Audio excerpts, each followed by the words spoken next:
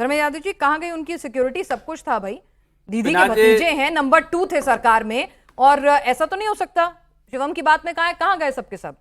पिनाक जी, security ढूंढने से पहले हम ये ढूंढना पड़ेगा। शिवम भाई बोले कि मेरे आंसुओं की धाराएं रुक नहीं रही हैं इस घटना को देख के, तो मुझे लगता है कैमरा जूम कर दिया जाए कितने आंसू इनके आए। दिल से रो रहे हैं। चलिए अब आप जरा बता दीजिए। घड़ियाली आंसू हैं इनके। सुनिए, जहां जहां इनकी सरकार आएगी, अराजकता का लेवल सब लोग देख लीजिए।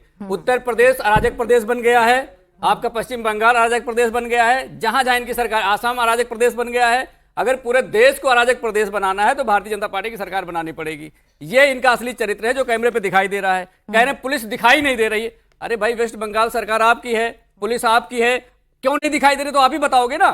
विपक्ष वाला थोड़ा बताएगा मेरे पास पुलिस क्यों नहीं आई।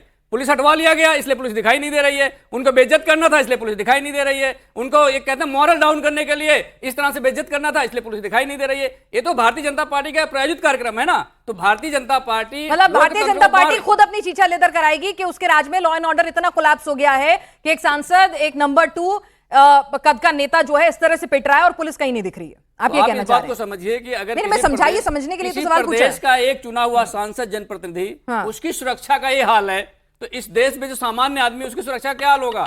इसीलिए तो आपके बगल में गोपाल शर्मा, ग्रेटर नोएडा में गोपाल शर्मा को मार दिया गया, उस पर ये कभी नहीं बोल पाएंगे। ये आपके यहाँ का हाल है। यही आपके नोएडा में फर्जी इनकाउंटर हुए थे। अभी नोएडा नहीं, पश्चिम बंगाल की खबर बड़ी है, छोटी खबर नहीं है। अखिलेश यादव जी बहुत करीबी हैं उनके, जरा उन पर भी थोड़ी सिंपैथी रख लीजिए। उनके आंसू कैसे भी हो, आपका दर्द तो सही होना चाहिए ना। शिवम, गोपाल शर्मा की मौत, अभी अभिषेक बनर्जी पे मामला कर लें, गोपाल शर्मा पे आ जाऊंगी। एक मिनट, जरा ताजा खबर ये है साहब, सुन लीजिए। अखिलेश जी को बहुत सिंपैथी है उनसे, अखिलेश जी को बहुत सिंपैथी है उनसे भाई। वो कह रहे हैं कि आपके राज में तो यही होना है, आप वेंडेटा पॉलिटिक्स कर रहे हैं। बस ये हमला इसीलिए कराया गया, ये जो सिंपैथी क्रिएट करने का जो माहौल बनाना था। अखिलेश यादव जी के पास जेड सिक्योरिटी है। जेड सिक्योरिटी में उनके पास अप्रोक्सीमेटली एक समय में 37 से ज्यादा जवान रहते हैं, है ना। सारी जिम्मेदारी उनकी है हर तरीके से। अब वो कोई प्लान बनाकर किसी रैली पर जाते हैं और अपनी सिक्योरिटी छोड़ देते हैं। पुलिस वालों की भी जिम्मेदारी है, लेकिन जिम्मेदारी किसकी है? वहां पर पुलिस वाले जो 24 घंटे उस आदमी को गार्ड करते हैं। स्टेटमेंट तो आ जाने दीजिए पुलिस की, पता तो चले कि लोग कहां थे, पता तो चले कि पुलिस को इतला किया था या नहीं किया था, पता तो चले कि प्रोग्राम बनाया था कि नहीं बनाया था। जबरदस्ती के नहीं ये लॉ एंड ऑर्डर है, ये हिंसा है। अखिलेश यादव जी भी उत्तर प्रदेश में रहते हैं, उन पर तो कभी कोई ऐसा नहीं हुआ, या फिर और तमाम राज्य हैं उन पर तो कभी ऐसा नहीं हुआ, आसाम में तो कभी ऐसा नहीं हुआ। इसके अलावा दिल्ली में केजरीवाल, उन पर तो कभी ऐसा नहीं हुआ। वो अलग बात है, वो अपने आप ही सरकार में रहते हुए अपने आप को झापट लगवा लेते थे, लेकिन भाजपा की सरकार में कभी ऐसा नहीं हुआ। अब प्रॉब्लम यह है, मैं फिर से कहना चाहता हूं, प्रॉब्लम सिर्फ इतनी सी है, आपको सिंपैथी लेनी है लीजिए। वैसे भी केजरीवाल और ममता बनर्जी का आजकल जो है काफी संबंध अच्छा है राजनीतिक तौर पर, तो हो सकता है शिक्षा वहीं से आई हो। अभी तो समय बताएगा ना, रुक जाइए, इतनी जल्दबाजी मत कीजिए। मैं ऐसा मानता हूं कि कोई भी पब्लिक, कोई भी जनता, कोई भी सरकार जो चुनकर आ चुकी है, वो पहले दिन आने से पहले ही हम कह रहे हैं कि किसी भी तरह की हिंसा नहीं होनी चाहिए। हम क्यों हिंसा कराएंगे भाई? हमें इससे अब कोई फायदा नहीं। और बार बार मैं फिर से कह रहा हूं, हमें उनको चोट पहुंचे, उनको दिक्कत हो, उनको कोई हमला करे, उससे हमारी सरकार को नुकसान नहीं है, फायदा नहीं। तो सीधी सी बात है, प्लान्ड है। अभी पता चल जाएगा, स्टेट की तरफ से जो है एक रिप्लाई भी आएगा, आने वाले समय में सब क्लैरिटी होगी। लेकिन तो बीजेपी कह रही है प्लान है, अभिषेक बनर्जी कह रहे हैं मुझे जान से मारने की कोशिश है। लेकिन लॉ एंड ऑर्डर पर सीधे सीधे सवाल है। अभिषेक बनर्जी वहां पर सोनारपुर में जो चुनावी हिंसा से पीड़ित उनके लोग थे, उनसे मुलाकात करने के लिए पहुंचे थे वहां पर, और उनसे मुलाकात करके बाहर निकल रहे थे। आपको बता दें 4 मई के बाद उनका इस तरह का पहला कोई पब्लिक कार्यक्रम था और इतना बड़ा पब्लिक अपीयरेंस था। अब अभिषेक बनर्जी कह रहे हैं बीजेपी मुझे जान से मारना चाहती है, मैदान छोड़कर भागने वाला नहीं हूं, मेरे कपड़े फाड़े, मुझ पर अंडे बरसाए गए, मुझे मारा गया, हेलमेट पहनकर मुझे वहां से निकलने की नौबत आ गई, लेकिन पुलिस कहीं नजर नहीं आई है। और अब वो कह रहे हैं कि आज रात तक मैं यहां धरने पर बैठूंगा।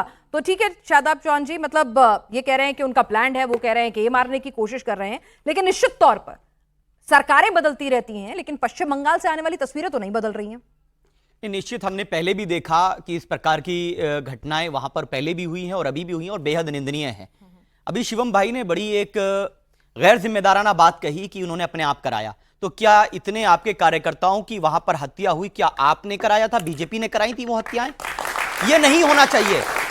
अगर एक सामाजिक जीवन में, पब्लिक लाइफ में अगर कोई भी पब्लिक रिप्रेजेंटेटिव है उसके साथ ये घटना होती है, हम उसकी निंदा करते हैं, चाहे वो टीएमसी की सरकार में हो, चाहे कांग्रेस की सरकार में हो, बीजेपी की सरकार में हो। समाजवादी की सरकार ने असदुद्दीन ओवैसी साहब को, हमारे नेता को 27 बार परमिशन कैंसिल किया था कि आप पब्लिक मीटिंग नहीं कर सकते। तो हमने उसका भी खंडन किया था। उसके बाद चुनाव आयोग ने अनुमति दी तो कार्यक्रम हुए। ये सब लोकतंत्र को कमजोर करने वाली बातें हैं। और हमारा मानना यह है कि भारतीय जनता पार्टी हो या टीएमसी, कांग्रेस, ये सब के सब मिलकर के आरोप प्रत्यारोप करने का काम करते, प्रॉब्लम का सॉल्यूशन नहीं तलाशते हैं। किसके हाथ में है लॉ एंड ऑर्डर की जिम्मेदारी, किसकी? आपने पहली लाइन में क्लेरिफाई कर दिया।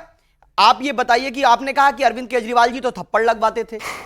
आप बताइए कि जितनी अगर घटनाएं बीजेपी के नेता के साथ होती हैं, चाहे वो बिहार में हो, चाहे वो बंगाल में हो, चाहे उत्तर प्रदेश में हो, क्या योगी जी जो पार्लियामेंट में सदन के अंदर रो रहे थे, क्या वो जानबूझ करके सिंपैथी के लिए रो रहे थे? ये गलत बात है। जब खुद पर हमला हो तो हाहाकार, जब विपक्ष के नेता पर हो तो उसका खुद का प्रायोजित। अब देखिए कमाल की बात है, ये कह रहे हैं कि मैं इसको बहुत सीरियसली ले रहा हूं। भाई मैं तो रो दिया और इससे ज्यादा क्या करूं? घड़ियाली आंसू बता रहे हैं यादव जी आपके। अब इनको आंसू भी घड़ियाली लग रहे हैं तो मैं क्या कर सकता हूं, लेकिन दुख है मुझे। पर एक चीज बहुत क्लैरिटी के साथ हमें समझना चाहिए कि नेता और कार्यकर्ता में फर्क है। कार्यकर्ता के पास पुलिस वाले नहीं है, सिक्योरिटी नहीं है, उसको एक तरीके से कवर नहीं है, लेकिन नेता को है। और दूसरी एक और चीज कहना चाहता हूं कि असदुद्दीन ओवैसी जी पर भी जब इस तरह के हमले और तमाम ऐसी चीजें होने का विषय आया तो केंद्र सरकार की तरफ से सिक्योरिटी का प्रपोजल भी हमारी ही सरकार में आया और हमने माना इस बात को कि कहीं पर भी इस तरह की चीजें होनी नहीं चाहिए। चाहे कुछ हो जाए, कोई भी स्थिति हो, आप किसी के ऊपर हाथ नहीं उठा सकते, हमला नहीं कर सकते, राज्य कोई भी हो, सरकार किसी की भी हो।